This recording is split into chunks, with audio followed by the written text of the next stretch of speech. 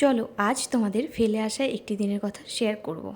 দিনটা ছিল দিদিদের চলে যাওয়ার ঠিক আগের দিন। তো আগের দিন আমাদের মৌখিকভাবে প্ল্যানিং হয়েছে যে আমরা আজকে রাতের ডিনারটা বিরিয়ানি করব, ঠিক আছে। আর আমার জামাইবাবু বিরিয়ানি খেতে কিন্তু খুবই পছন্দ করে। আর সত্যি কথা বলতে বিরিয়ানি খেলে আমার শরীরটা কিন্তু খুব খারাপ করে। খাওয়ার সময়ও খাওয়ার সময় ঠিক আছে, বা খাওয়ার শেষ মুহূর্তে গিয়ে কিন্তু আমার শরীরটা খারাপ করে।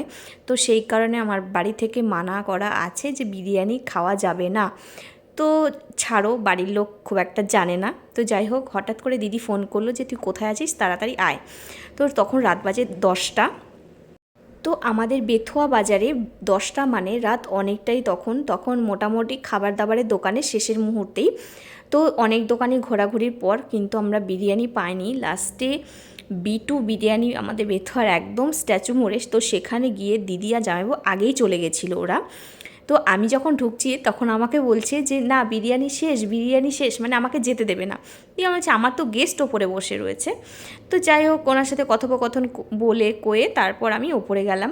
তো তারপর গিয়ে দেখি ওরা হচ্ছে 1 প্লেট বিরিয়ানি পেয়েছে, যেটা হচ্ছে স্পেশাল বিরিয়ানি ছিল। তো বিরিয়ানি পুরোটাই শেষ। তো আমরা কি করব, আমরা 3জন মিলে একটা স্পেশাল বিরিয়ানিকে ভাগ করে আমরা 3জন মিলে খেলাম। আর আমি আর দিদি একটা প্লেটেই খেলাম। তো আমি দিদিকে বললাম যে দেখ, আমি তো বেশি খাবো না, আর আমার তো শরীর খারাপ করে খেলেই, তো সেই জন্য একটা প্লেটেই খাই আর আমি একটু একটু করে খাবো। তো যথারীতি আমরা সেরকমভাবেই খাচ্ছিলাম। আর দেখো এখানে সার্ভিসটা সত্যি কথা বলতে আমার একদমই বাজে লেগেছে।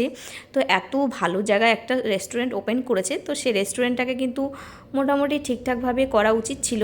তো দেখো, খাবার শেষ হয়ে গিয়েছে সেটা আমার কাছে কোনো খারাপ লাগেনি, কেন কি তার কাছে অ্যাভেলেবেল নাই থাকতে পারে। কিন্তু যেটা সার্ভিসের ব্যাপারটা, তো একটা গেস্টকে কিভাবে সার্ভিস করতে হয় সেটা কিন্তু ওনারা একদমই জানে না। তো চলো, টাটা, বাই বাই।